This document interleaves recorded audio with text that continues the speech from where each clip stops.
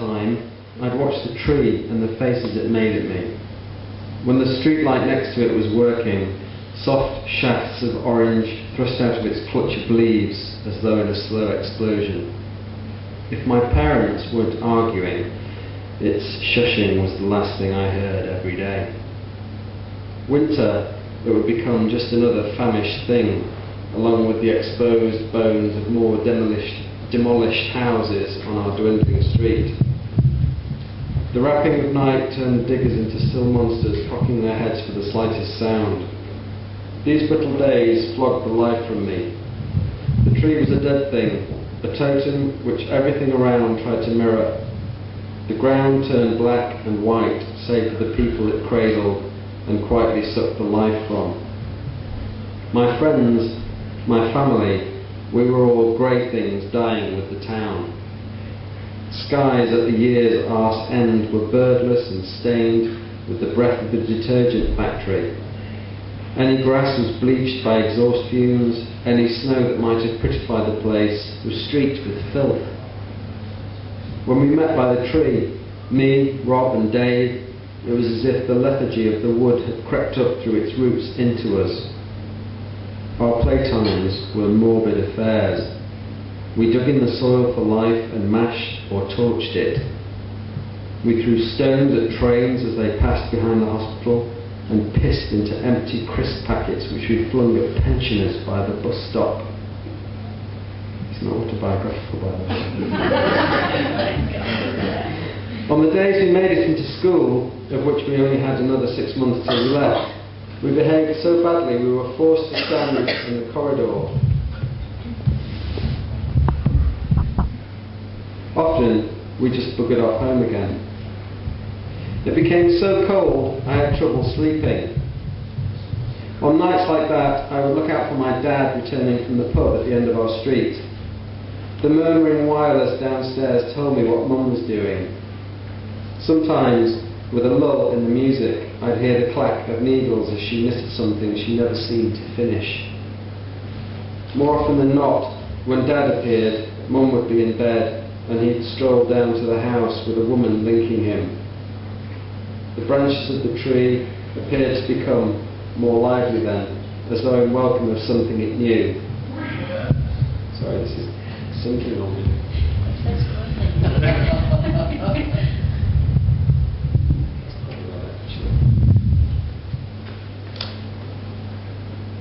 A fantasy I like to entertain.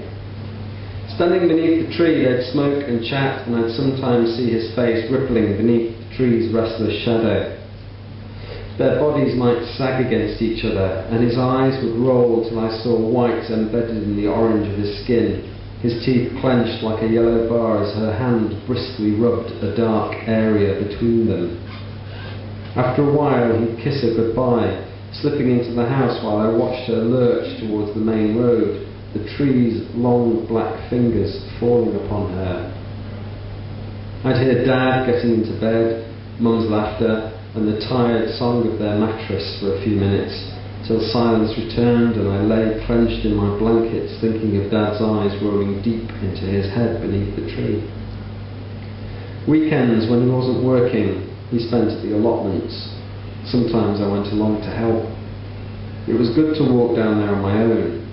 You could see the chimney, God's cigar, Rob called it, behind the hospital, and the great blue gasometers on the horizon of roofs. I liked to look at huge buildings. They reminded me of pictures I'd seen of cities, of places that were away from here. I heard the men in the allotments before I saw them, shouting and laughing, or if it was too chilly for that, the gritty noise of spades as they broke through soil. Approaching from the top of the hill, I'd see them hunched like black commas over cold, dull blades as they hacked at the earth, smoke rising from them like empty thought bubbles. The sight both cheered and demoralised me. The allotments were nestled in a valley on the town's edge, and winter frequently brought day-long mists which, like batting, tucked itself into the gaps between thin garden sheds. More men would loom out of the white like ill-sketched figures, or you could see pulses of orange as they tried to get warm with cigarettes or candles. I'd help him turn the ground or plant seeds, and he'd share his sandwich with me, let me have a swig from his bottle of brown ale. At times like those I felt a raw affinity with him, though I knew better than to assume the distance between us had been reduced. Had I asked him about the women, he'd have clocked me and sent me home. Later they'd have a fire at the centre of the allotment and pass around a flask. All those pale eyes staring into the flame plucked at something within me, and I watched their interest in this brief flicker of warmth and colour as an almost holy thing. For a while the mist was pushed back and the black creases of their faces softened, let through moments, or at least memories, of innocence. All their poison, the hatred and resentment and frustration building up inside them, was forgotten. The fire touched upon something ancient and pure, something unquestionably male. The community had brought them closer than any huddle could possibly imagine. It was all there, in the spark of fire in their eyes. For my part, it rescued me from thoughts of the tree, which I then realised I latched onto all the time. It was the bolt to which all my plans and actions were fastened. Still, I didn't perceive that as any great threat. Not then, anyway. Eventually, the frosts which trapped the rubble like fossils in amber melted, though the weather still contained enough of a pinch to bruise the skin blue. People died. Men and women I'd seen the previous week or month were gone. The coffins ferried through town worried me. I wanted to stop each one to check someone was inside, to reassure me that Mrs. Harris, Mr. Ollier and the rest of them hadn't just disappeared. Thoughts of hollowness, of shells haunted me. Every night for a week I watched the tree. In its sinuous tangle of arms I saw their faces. Sometimes I'd swear blind the tree was breathing. Its bark writhed as though it wanted to shed it like a coat.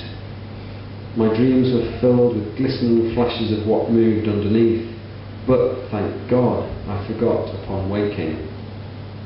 The knowledge that a tree can look healthy while its inside spoiled and died from disease bothered me deeply. It was a symbol I could see everywhere. Mum died, not from the cold but because of it, killed by a rogue patch of ice by the market. This time I got to see someone lying in a silk-lined box, so it did nothing for my phobia. The cold seemed to have followed her to the spinal bed, whitening her cheeks. Though pallid, she looked perfect.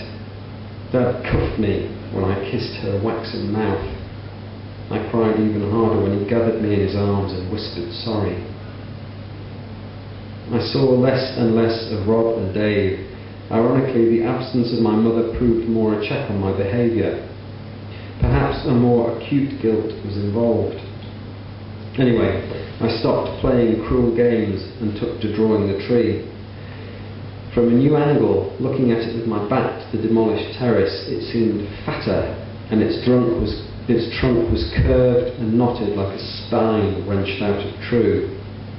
As much as I strived for a likeness, my tree didn't contain the faces I glimpsed in its bark or branches. Come spring and its leaves, there would be even more. The thought I'd be leaving Mum behind as we crossed the threshold of the coming new year filled me with a profound despair that lasted for weeks. Christmas was an empty time. I was growing to see it as a tawdry bit of glitz meant to relieve winter of its dour persistence, but which was unable to pierce the cynical shell I was retreating into. Towards the middle of February, Dad brought Helen into the house for the first time. He was spending every day in the pub, having lost his job on 12th night. I didn't mind her being there, but Dad felt he had to go overboard to make sure it was okay by me. As if that mattered. I started picking through the rubble. Here and there, shoots were pushing through the chaos of brick and plaster, cheering me. Of all the seasons, Mum liked spring best. It was easy to picture her smile. It was good to see her close in the sprouting of these bits of green.